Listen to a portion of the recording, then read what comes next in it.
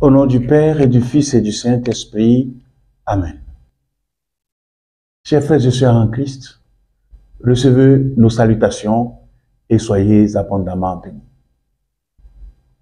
Nous célébrerons dimanche prochain, 25 février, le deuxième dimanche du temps du carême de l'année liturgique B. Au début de cette méditation, mettons-nous en présence de Dieu, invoquons l'Esprit Saint et demandons sa lumière pour nous éclairer et nous aider à mettre en pratique ce que nous allons retenir des textes du deuxième dimanche du carême. Frères et sœurs, bien-aimés dans le Seigneur, pour mieux orienter le fruit de notre méditation, nous écouterons d'une part la lecture des textes et d'autre part, nous dégagerons quelques exhortations à partir du message des textes.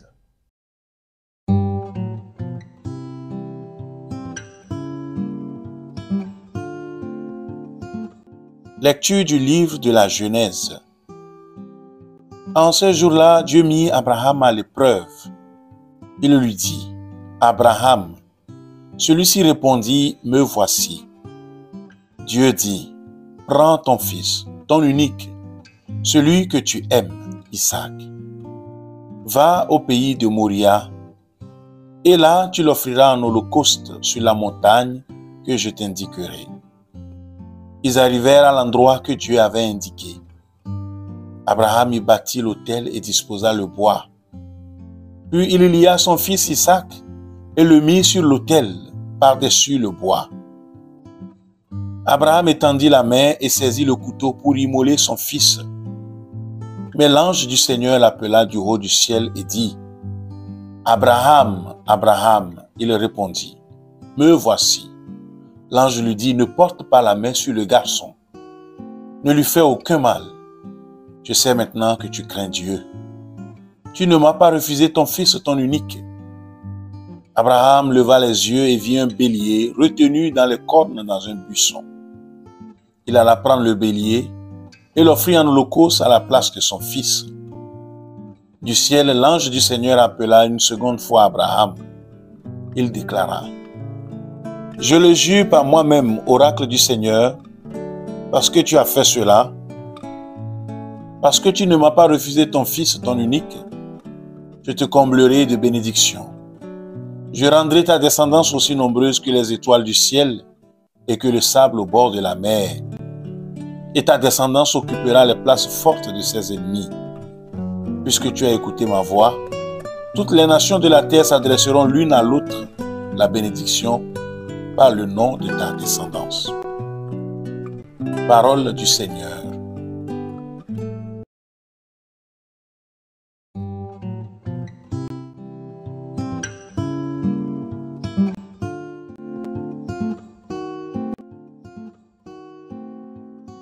Psaume 115.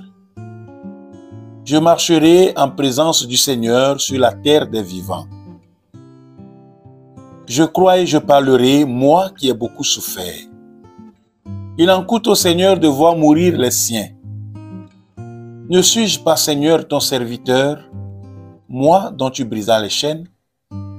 Je t'offrirai le sacrifice d'action de grâce. J'invoquerai le nom du Seigneur. Je tiendrai mes promesses au Seigneur, oui, devant tout son peuple, à l'entrée de la maison du Seigneur, au milieu de Jérusalem.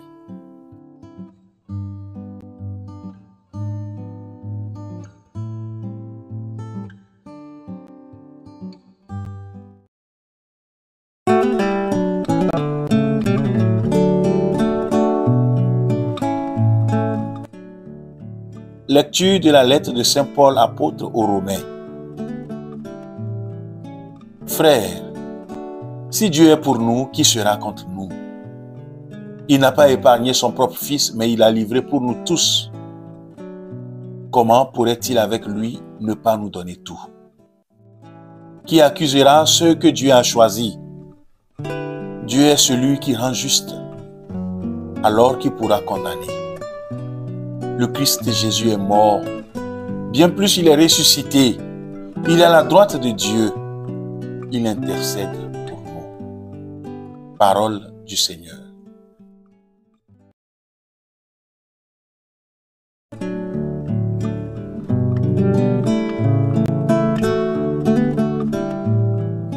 Lecture de l'évangile de Jésus-Christ selon saint Marc.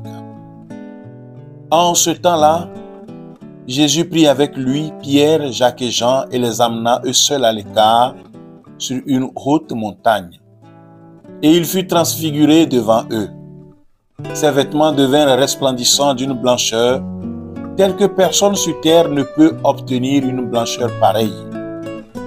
Élie leur apparut avec Moïse, et tous deux s'entretenaient avec Jésus. Pierre alors prend la parole et dit à Jésus, « Rabbi, il est bon que nous soyons ici. Dressons donc 3 tentes, une pour toi, une pour Moïse et une pour Élie. » De fait, Pierre ne savait que dire tant leur frayeur était grande. Survint une nuée qui les couvrit de son ombre, et de la nuée une voix se fit entendre. « Celui-ci est mon fils bien-aimé, écoutez-le. » Soudain, regardant tout autour, ils ne virent plus que Jésus seul avec eux. Ils descendirent de la montagne, et Jésus leur ordonna de ne raconter à personne ce qu'ils avaient vu, avant que le Fils de l'homme soit ressuscité d'entre les morts. Et ils restèrent fermement attachés à cette parole, tout en se demandant entre eux ce que voulait dire ressuscité d'entre les morts. Acclamons la parole de Dieu. Pourquoi Dieu demande-t-il à Abraham de sacrifier son fils Isaac, alors qu'il lui a promis une nombreuse descendance? Comment comprendre une telle violence? Dieu serait-il barbare? On explique généralement le texte que nous avions écouté en première lecture en disant que Dieu voulait savoir si la foi d'Abraham était assez grande. D'abord, si l'on voit l'histoire du côté du fils, certes, finalement, il ne meurt pas, mais comment peut-on imaginer que Dieu ait demandé à Abraham une chose aussi insupportable que le meurtre de son fils? Ensuite, il est curieux que Dieu ait voulu faire passer un examen d'obéissance à Abraham. Dieu en aurait-il besoin? Lui qui connaît le cœur de l'homme. En réalité, Abraham avait au départ une idée fausse de Dieu, comme de quelqu'un demandant des sacrifices humains. Et finalement, il comprend qu'il n'en est pas ainsi. Abraham n'aurait alors pas bien compris la demande de Dieu. Dieu, en effet, n'a certainement jamais demandé à Abraham de lui sacrifier son fils. Ce qu'il lui a demandé, c'est de le lui consacrer. Et lui, dans son paganisme, a cru que le seul moyen de consacrer son fils à Dieu était de le tuer. Alors que pour consacrer une vie à Dieu, il ne faut pas l'empêcher d'être, mais mettre cette vie au service de quelque chose de plus grand.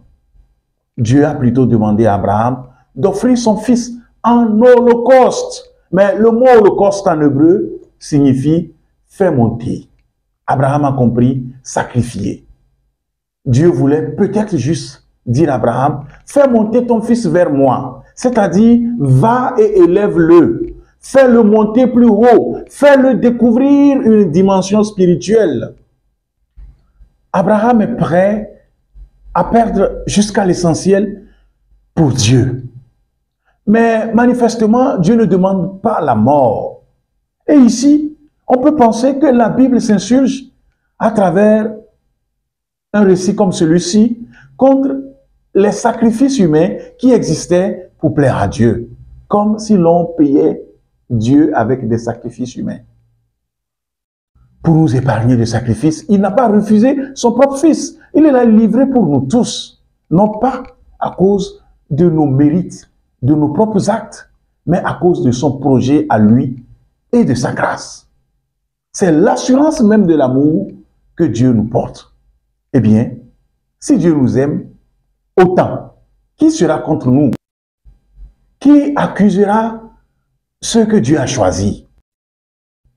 Quel ennemi se risquerait encore à les toucher? C'est ce que se demande saint Paul dans la deuxième lecture du dimanche prochain. Dieu, le seul qui pourrait les condamner, les justifie. Et que pourrait refuser un Dieu qui nous a fait dans son Fils le plus grand de tous les dons? Et dans tout ce que le Seigneur nous donne, par et dans Jésus-Christ, il y a les épreuves. Celles-ci tendraient généralement, ou plutôt, à nous séparer de l'amour, en produisant en nous les murmures ou le découragement. Mais Paul nous dit au contraire, quelle que soit la forme de l'épreuve, affliction, détresse, persécution, dans chacune d'elles, la grâce variée du Seigneur trouve à s'exprimer d'une manière particulière. Soutien, consolation, tendresse, sympathie parfaite. À chaque souffrance vient répondre une forme personnelle de son amour. À la souffrance d'Abraham de perdre ce qu'il a de plus cher, le Seigneur répond par la promesse d'une descendance nombreuse. Devant la rude grimpée vers sa passion implacable et la souffrance de sa mort, voici que l'humanité fragile de Jésus s'éclaire d'une façon éblouissante en présence d'Élie et de Moïse, qui avaient été eux aussi en leur temps persécutés par leurs contemporains. La nuit aussi est là, et qui traduisait la présence de Dieu pendant l'exode. Et puis, une voix. Celui-ci est mon fils, le bien-aimé, écoutez-le. Jésus sait ce qu'est la défiguration de l'homme. Lui-même passera par les humiliations et la mort. À travers Jésus transfiguré, Dieu nous dit, bien-aimé, que la défiguration de l'homme n'est pas son état normal, ni son état fatal. Nous ne sommes pas nés pour le trou noir de la tombe. Nous avons été rendus participants de la nature divine, dira Saint Pierre, qui souhaite que ce moment de la transfiguration dure le plus possible. Dressons donc trois tentes, dit-il. Bien souvent, nous aussi, nous voulons bien mettre la main sur Jésus et le garder pour nous. Mais justement, c'est ça qui n'est pas possible. Soudain, ils ne virent plus que Jésus seul avec eux. Les voilà donc retournant à leur quotidien. Jésus vient de leur apprendre que l'homme ne peut pas retenir un instant de sa vie. On est dans le temps de l'humain. Il faut redescendre de la montagne quand on découvre le Seigneur. Il faut y monter pour y prier, mais pas y rester. Il faut descendre pour éclairer et témoigner de notre vie que nous avions été humiliés. Que l'Eucharistie du dimanche prochain nous y aide et que Dieu Tout-Puissant vous bénisse, le Père et le Fils et le Saint-Esprit. Amen. Merci d'avoir suivi cette méditation et à dimanche prochain.